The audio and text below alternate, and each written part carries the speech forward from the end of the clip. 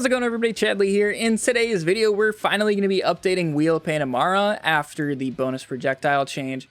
Now, I really thought this build was just going to kind of go in the corner and die after that change, because that's basically what this build was all about.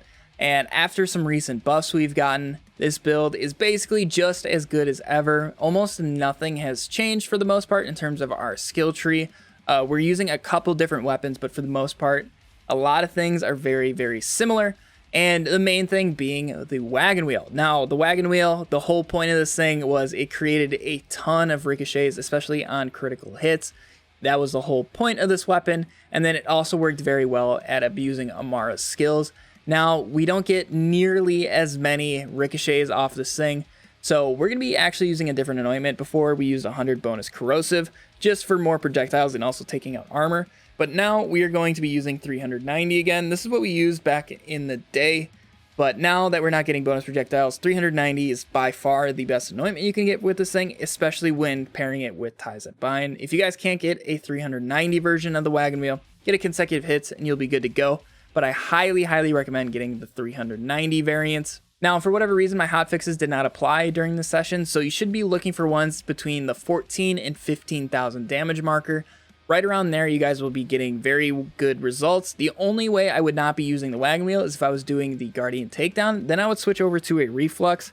Unfortunately, the Guardian Takedown, the enemies are just too beefy for basically any base game weapon to play through. So you have to, for the most part, use DLC weapons or Mayhem 6+ in the Guardian Takedown. But everything else, the wagon wheel still does fantastic. As you guys saw in the beginning, we insta-killed Wotan during his split with the wagon wheel and ties up behind. It was a little insane, and that's the whole point of the wagon wheel, is just abusing the Amara mechanics. Now, our second weapon is going to be a light show. I highly recommend a radiation variant, just because there's no heavies that resist this, and just in general, a lot of things don't resist it. And then I definitely really like consecutive hits on there. That way you don't have to worry about doing any sort of fake grasp or anything like that when you switch over to it when you need to. And you start ramping up that damage very quick. One, with the 4 pellets, and then also the damage over time and stuff like that from Amara. Definitely is going to stack this up incredibly quickly. Now, for our third slot, you can either use another light show, but I still personally like the Monarch. Now, I'll switch this out for fire if I'm fighting flesh things, but most of the time I use this for armored bosses. I like a corrosive with consecutive hits. This is by far the best single target damaging weapon that I've used on this build. I have used the light show a little bit, but I definitely find the Monarch to put out just a little bit more damage, but obviously at the cost of the mobility. And then finally, the Root got hit pretty hard by the bonus projectile nerf, as the kind of like squiggles things it put out, those got more based off of the bonus elements. But now that's not quite the case. But this thing still is an absolute mobbing beast. I wouldn't use it quite as much for bossing as much as we used to. But for mobbing, this thing can clear the bridge in the Maliwan True Takedown very, very quickly, and I highly recommend using this. Now, I do highly recommend getting a 200 splash variant. I don't know if I would use really any other kind, maybe a consecutive hits, but definitely the 200 splash is the way to go. Then let's go ahead and keep moving down. I still like to use the transformer because when we do have the wagon wheel out, we're a little bit squishier, as we were just kind of relying on the 1 point into infusion and sustainment there to keep us alive. So a little bit more survivability with the transformer is always great. Now, if enemy damage gets fixed, I would switch over to like an old god, or you guys can also try out a bonus element stinger. That way you guys still get the lifesteal, obviously off of sustainment and stuff. That's the main part keeping you alive. And then the stinger can take out any enemies that surround you and melee you or anything along those lines. This thing would work great, but I would not use this quite yet. And then our grenades still use its piss with a bonus element, just kind of match whatever you're doing. Now, normally I run the shock element, so I do bonus incendiary and bonus corrosive as my 2 bonus elements on my shield and grenade. Our Phase Zerker class mod. Main things you're going to want on there is action skill damage and action skill cooldown rate. The skills on it really don't matter. You can go for Conflux if you want to abuse Harmageddon, or Clarity if you want a little bit more survivability. And then for our artifact, we're still going to be using the Pearl, by far the best damaging artifact in the game. If you don't have this, you use like a Snowdrift Victory Rush and you guys will be good to go there. So moving on over to our skill tree, we're going to start in the Mystical Assault. We're going to go 5 points and do harm. That's always been our thing with this build, is maxing out our action skill damage with like Ties that Bind. And then 3 points into Fast Hands for the reload speed, weapon swap speed, all that stuff. This comes in handy very, very often. So definitely pick that up. 1 point into Violent Tapestry because we're going to be abusing the Guardian rank Armageddon if we really want to. It's not necessary, but it's also just nice to have some satisfic chance while we are going for the rush stack stuff. And then we're going to do 1 point into Alacrity for a little bit more reload with rush stacks. 3 points into Transcend for the critical hit damage. 5 points into Restless so we can get the Ties That Bind going all the time. And then 3 points into Laid Bare for the damage increase on the enemies. This does work with Ties That Bind, so if you can grasp them and actually get it to stick to them, this is going to proc and you guys are going to be doing more damage, so just keep that in mind. 3 points into Wrath for the gun damage. 3 points into Awakening to boost our rush stacks. Always 1 point into Remnant for the Overkill Orb, and then 1 point into Avatar, so we get more rush stacks and also we can cast our ability twice. And then our augment is going to be Soul Sap, just so we can get a little bit more healing when we are using the wagon wheel. Then moving on to Fist of the Elements, we're going to go 5 points into Anima, 3 points into Steady Hands, and then 1 point to Infusion. This is great for our wagon wheel. Also to note with Steady Hands, this accuracy actually really helps out our light show. It condenses the spread, also the same thing with the Monarch. It condenses the spread of the bullets, making it easier to hit enemies at a little bit farther range. Then 5 points into Tempest for the elemental and shock damage. 1 point into Dread for the gun damage while they're grasped. 3 points in Indiscriminate. This skill is insane. 1 point into Deep Well. 1 point into Catharsis. Catharsis really isn't for damage. It's just for using with our wagon wheel and getting a little bit more healing, because this is going to work with Sustainment here. We're only going to put 2 points into Sustainment.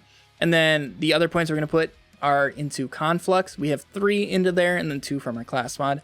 This is going to help us apply more status effects and then also produce Harmageddon more often and get a little bit more damage there. If you guys don't have the Harmageddon Guardian rank or you don't want to use that, just put a little bit more in Sustainment and you'll be good to go, and then maybe even Wildfire. Any of those, you guys will be good to go. And then finally 1 point into Forceful Expression for the bonus elemental damage.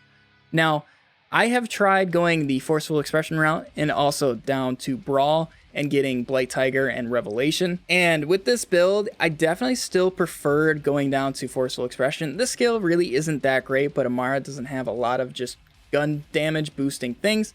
So Forceful Expression is just a little bit just overall bonus to our damage. So we are going to take that, and then just our final 3 points are going to go into Personal Space. For our modifiers, this is personally my favorite modifier set for basically all characters, and that is Speed Demon for the movement speed. This is nice for just getting things done quickly, and also survivability. This is huge. Healy Avenger, you don't notice it boosting the enemies that much, and you get the health and shield boosters. It's awesome. Then Drone Ranger is now awesome to have as a hard. These, you almost never notice them actually like healing the enemies by a significant amount. You're going to outdamage them like crazy. So this is a fantastic hard modifier and you'll almost never notice it. And then very hard, it's completely up to you. I personally just deal with postmortem. It doesn't hurt my damage and isn't usually too bad. Occasionally they're going to down you, obviously. But for the most part, postmortem, in my opinion, isn't that terrible. And then, because you guys always ask, our head and skin combo is Pucker Up for the head. Skin is Anshin Wash, and our color combo is black on the primary and secondary, and the tertiary is just lime green. And it produces this awesome effect that we've had basically on this build since its inception. Like always, I'm going to run you guys through a true Maliwan takedown beginning here, and everything is exactly as I showed. So let's go ahead and just jump right into this. Now, obviously just abuse, Ties That Bind, and wagon wheel. I got hit by postmortem there. But like I said, that is going to happen from time to time, but you can just easily get right back up. And then the light show is fantastic for single targets, and then the wagon wheel works very well on these closely grouped enemies. But once there's a single target, switch off the wagon wheel. That's not what it's made for. And then just switch over to the light show, and you guys can just destroy them. And then once there are groups, just use Ties That Bind and the wagon wheel, and you guys are good to go. You can always pull out the Monarch if you really want just a lot of damage on basically anybody. This is a corrosive one, and it just shredded through that commando. But basically, that is the premise of this build. And then also, if you want to get really crazy with the mobbing, just pull out the root. I use this on the super heavy mobbing sections, and it makes it an absolute breeze. Now for the Kraken, there's sometimes if we get some indiscriminate procs to work with us, we can actually like insta-kill the Kraken with just the wagon wheel. But for the most part, you can almost always get him to half health. And then you switch over to the Monarch and you can take him out. The Ties That Bind is going to kill everybody who surrounds him, and you guys will have a super easy time with the Kraken. And then for the Valkyries, basically just use the wagon wheel and ties a bind on the group set spawn, and then the Monarch on the Valkyries once they jump down. But that is basically how you run through with this build, and it's just super easy to play. Just make sure you are using the weapons in the proper scenarios. Wagon wheel for groups, light show for single targets, Monarch for bosses, and then the root for the heavy mobbing. But yeah, that is basically this build in a nutshell. If you guys enjoyed this build video, make sure you leave a thumbs up on it to let me know. If you guys want to see more Borderlands content, make sure you are subscribed to the channel. Otherwise, I'll catch you guys over on Twitch every single night right around 8 p.m. Central Time. But I hope you have a fantastic day, and I'll catch you all in the next video. See ya!